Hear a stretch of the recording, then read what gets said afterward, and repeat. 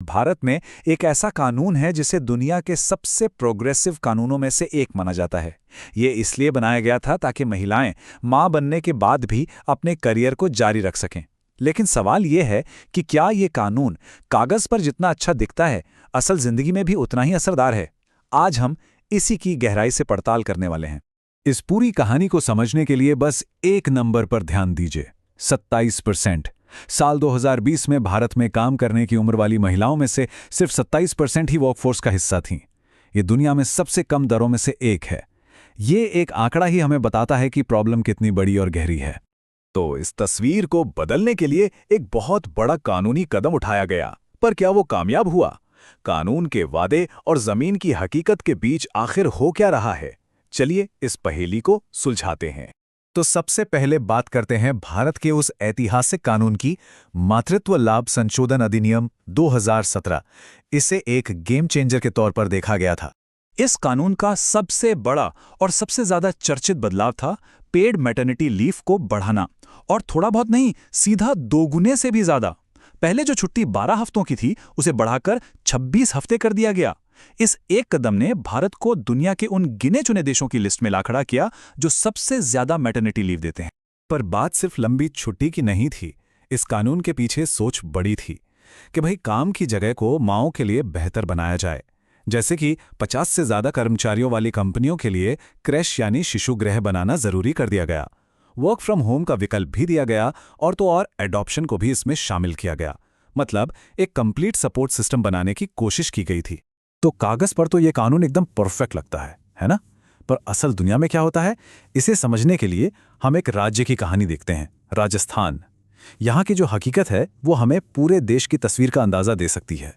यहाँ हमें पहली बड़ी सच्चाई पता चलती है, जागरूकता का फासला।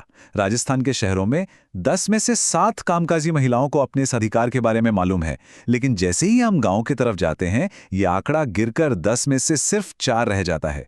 इसका सीधा मतलब है कि लाखों महिलाएं उस मदद से अनजान हैं जो कानूनी तौर पर उनकी है। और जिन्हें कानून के बारे में पता है भी, क्या उन्हें इसका फायदा मिल रहा है? यहाँ तस्वीर और भी चिंताजनक हो जाती है। जो फॉर्मल सेक्टर में हैं, मतलब बड़ी कंपनियों में काम करने वाली 60% महिलाएं, वो तो ये लाभ ले पा रही हैं, लेकिन असंगठित क्षेत्र में जहां भारत की ज़्यादातर महिलाएं काम करती हैं, वहां ये आंकड़ा गिरकर सिर्फ 20% रह जाता है। मतलब कानून का सुरक्षा कवच एक बहुत छोटी आबादी तक ही पहुंच पा रहा है। और ये नंबर बताता है कि ये प्रॉब्लम कितनी बड़ी है। राजस्थान की 80% से ज्यादा कामकाजी महिलाएं असंगठित क्षेत्र में हैं, खेतों में, छोटे मोटे कामों में। मतलब ये कानून जिन लोगों के लिए सबसे ज्यादा जरूरी है, उन्हीं की सबसे बड़ी आबादी इसके फायदे से बाहर है। तो सवाल ये है कि आखिर ऐसा क्यों है? एक इतना अच्छा, इतनी अच्छी नीयत वाला कानून जमीन पर आकर बिखर क्यों जाता है? चलिए इसके पीछे की असली वजहों को समझते हैं। एक चौंकाने वाली वजह है खुद कंपनियों का रवैया। रिसर्च ये बताती है कि कई कंपनियां 26 हफ्तों की पेड लीव को एक बड़े आर्थिक बोझ के तौर पर देखती हैं, और इसका एक अनचाहा नतीजा ये निकल रहा है कि वो अब उस उम्र की महिलाओं को नौकरी देने से ही कतराने लगी हैं। यानी जो कानून मदद के लिए बनाया गया था वही एक तरह की बाधा बन रहा है। और ये फर्क कंपनी के साइज के साथ और भी गहरा हो जाता है। बड़ी कंपनियां तो फिर भी कानून का पालन कर रही हैं, करीब 85% तक। लेकिन देश में सबसे ज्यादा रोजगार देने वाले छोटे और मझोले बिजनेस, वहां 10 में से सिर्फ 4 ही इस नियम को मान रहे हैं। साफ है, उनके लिए इसका आर्थिक बोझ उठाना बहुत मुश्किल है। तो कुल मिलाकर ये कई समस्याओं का एक जाल है। एक तरफ समाज की वो गहरी सोच है कि बच्चा पालना तो सिर्फ औरत का काम है।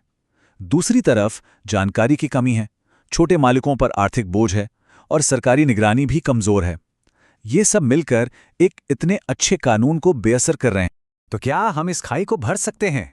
अच्छी बात यह है कि रिसर्च सिर्फ समस्याएं ही नहीं बताती, वो समाधान भी सुझाती है। तो चलिए अब आगे के रास्ते पर नजर डालते हैं। समाधान के लिए एक मल्टी लेवल अप्रोच की जरूरत है। पहला, जानकारी को वहां पहुंचाना जहां वो नहीं है, यानी गांवों और असंगठित कामगारों तक। दूसरा, छोटे बिजनेस का बोझ कम करने के लिए सरकार की तरफ से कुछ आर्थिक मदद देना। तीसरा, नियमों का पालन न करने वालों पर सख्ती करना। और शायद सबसे जरूरी, समाज में सोच को बदलना कि बच्चे सिर्फ मां की जिम्मेदारी नहीं होते। आखिर में लक्ष्य बिल्कुल साफ है, हमें एक ऐसे कानून से आगे बढ़कर एक ऐसी हकीकत बनानी है जो सिर्फ कुछ चुनिंदा महिलाओं की रक्षा ना करे, बल्कि हर कामकाजी महिला को ताकत दे, चाहे वो शहर के किसी बड़े ऑफिस में हो या गांव के खेत में। और हम आपको इसी सवाल के साथ छोड़े जा रहे हैं, क्या सिर्फ एक कानून बनाकर समाज को बदला जा सकता है, या फिर किसी कानून के कामयाब होने के लिए पहले समाज की सोच को बदलना जरूरी है? ये एक ऐसा सवाल है जिसका जवाब हम सबको मिलकर खोजना होगा।